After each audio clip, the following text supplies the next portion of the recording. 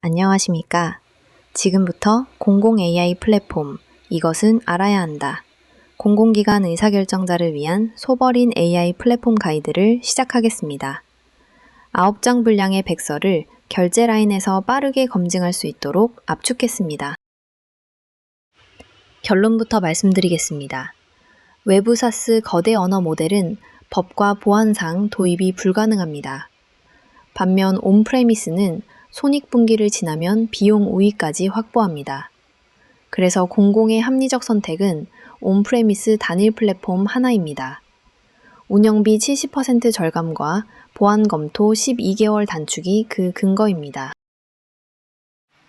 본 보고는 의사결정자가 실제로 마주하는 9개 질문을 따라갑니다. 먼저 왜 사스가 막히는지 살펴보고 어떤 구조로 만드는지, 그리고 통제권과 일정, 마지막으로 결제 행동까지 이어집니다. 먼저 첫 번째 장입니다. 외부 사스 모델과 온프레미스 모델이 무엇이 다른지 보겠습니다. 둘은 비슷해 보여도 데이터가 흐르는 길과 책임이 정반대로 갈라집니다. 핵심은 단계의 수입니다. 사스는 7단계, 온프레미스는 3단계를 거칩니다. 이 차이가 곧 기관의 울타리를 벗어나는 횟수입니다. 사스는 두 번째 단계부터 모두 국외에서 일어나고 데이터가 해외에 남습니다. 반면 온프레미스는 3단계 모두 기관 안에서 끝나며 외부로 나가는 통신이 한 번도 없습니다. 두 흐름을 8개 측면으로 압축하면 이 한 장입니다. 어느 한 측면에서도 사스가 공공적합성을 혼자 충족하지 못합니다. 특히 맨 아래 법규 정합을 보십시오. 여기서 0점을 받으면 다른 점수가 아무리 높아도 후보에서 자동 탈락합니다. 그렇다면 온프레미스에 무엇을 올릴까요? 도입 후보는 5종입니다. 결정적 차이는 라이선스입니다. GPT-OSS는 아파치 라이선스라 검토 부담이 가장 적고 기관이 모델을 연구 자산으로 보관할 수 있습니다. 결론은 분명합니다. 소버린 AI는 세 겹의 통제선이 만나는 지점에서 도출되는 유일한 길입니다. 두 번째 장입니다. 가장 흔한 질문, 망분리만 풀면 챗 GPT를 써도 되지 않느냐에 답하겠습니다. 답은 4겹의 통제선입니다. 개인정보보호법, 국정원 가이드라인, 국가망보안체계, 그리고 유럽 AI 법입니다. 이 가운데 어느 하나만으로도 사스가 막힙니다. 망 분리는 그 4겹 중 1겹일 뿐이라 그것만 풀어도 나머지가 그대로 차단합니다. 첫 통제선을 조문으로 보겠습니다.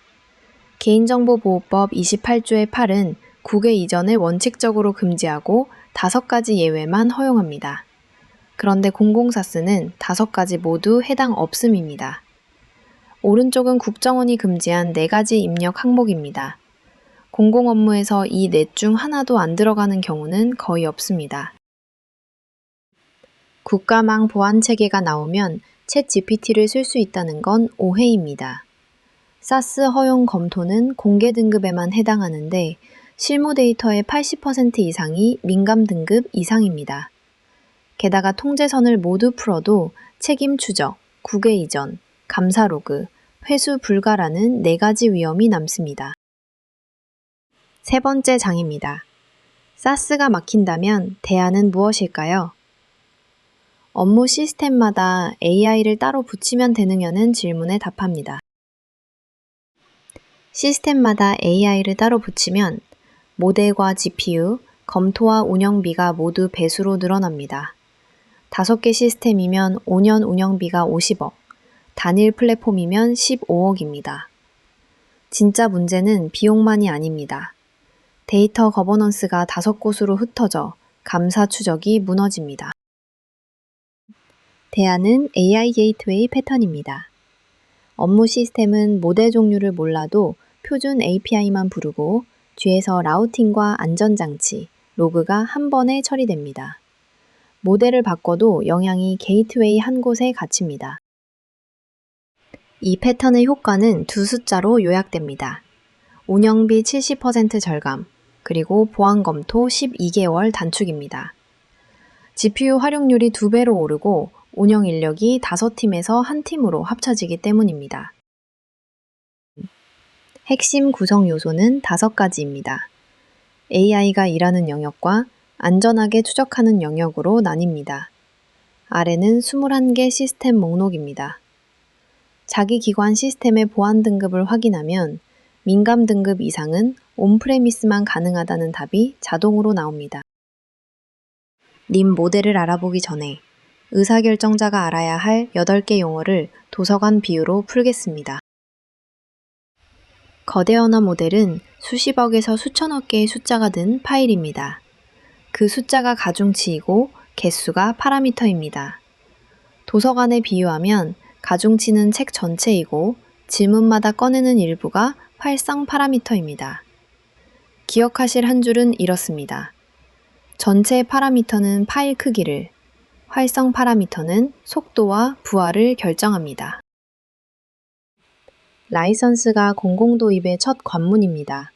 GPT-OSS는 아파치 라이선스로 검토 부담이 가장 낮습니다. 나머지는 조건부 검토가 필요하지만 가중치 보관과 독립 운영은 모두 가능합니다. 모델 크기와 GPU의 관계입니다. 분기점은 120B 모델을 80기가 GPU 한 장에서 돌리는 조합으로 2025년 8월에 열렸습니다. 국내어 성능은 영어보다 평균 11% 낮지만 이건 한계가 아닙니다. 검색 보관과 미세 조정으로 GPT-4 수준까지 끌어올린 사례가 있습니다.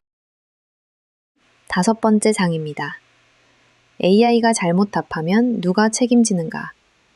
모델 위에 얹는 2개의 안전층, 가드레일과 하니스를 다룹니다. 분명히 해두겠습니다. 모델에게 책임을 묻는 법은 없습니다. 책임 주체는 시스템을 운영한 기관입니다. 그래서 목표는 틀리지 않게가 아니라 틀려도 추적하고 소명할 수 있는 구조입니다. 가드레일은 말의 안전망, 하니스는 행동의 안전망입니다. 민원 봇에 들어가는 표준 가드레일은 5가지입니다. 개인정보 가리기, 정치 편향 차단, 환각 차단, 권한 외 정보 차단, 위험 행위 차단입니다. 이 5을 RFP 최소 사양으로 박는 것을 권합니다. 이 장은 보안 검토 담당자를 위한 핵심 증빙입니다.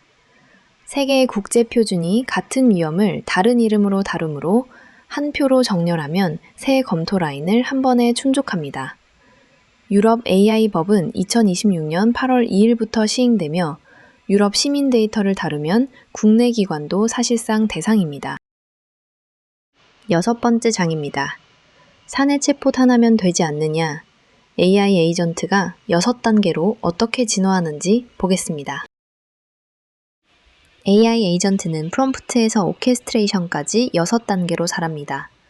결정적 분기점은 5번째 단계입니다.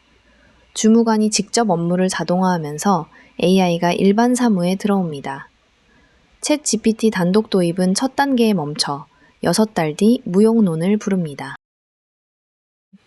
같은 민원 처리의 6단계를 올려보면 자동화율 차이가 한눈에 드러납니다. 첫 단계는 10%, 6단계는 95%입니다. 다만 뒤로 갈수록 보안 검토 난도가 높아지고 사람의 개입 의무가 적용됩니다. 님 단발 챗봇과 플랫폼 발주를 비교하면 결론은 분명합니다. 단발은 첫 단계 고정의 채널 하나, 운영비는 도입비의 서너 배로 쌓입니다. 플랫폼은 6단계 진화의 채널 10개, 운영비 70% 절감입니다. 2026년 발주 12건 중 9건이 플랫폼을 택했습니다. 7번째 장입니다. 마지막 질문. 외산 AI 플랫폼은 어떤가? 4가지 통제권과 독일 헌법재판소 판결을 다룹니다. 외산 도입 가능성은 벤더가 누구냐가 아니라 계약서의 통제권 조항이 어떻게 적혀 있느냐로 갈립니다. 데이터, 로그, 모델, 종료 반환 4가지입니다. 투명성의 역설도 있습니다. 외산은 효과가 클수록 기관 자산이 벤더 환경에 더 깊이 쌓입니다. 독일 헌법재판소는 2023년 2월 팔란티어 기반 자동 분석을 위헌으로 판단했습니다. 중요한 교훈은 이것입니다. 위헌 판결이 데이터 즉시 회수를 명령하지는 않습니다.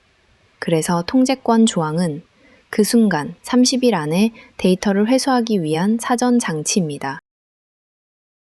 그래서 RFP에 그대로 옮겨 적을 4개 조항을 드립니다. 데이터, 로그, 모델, 종료 반환입니다. 오른쪽은 도입 전 5가지 확인 사항입니다. 이 중 하나라도 아니오면 외산이든 국산이든 도입의 합리성이 사라집니다. 8번째 장입니다.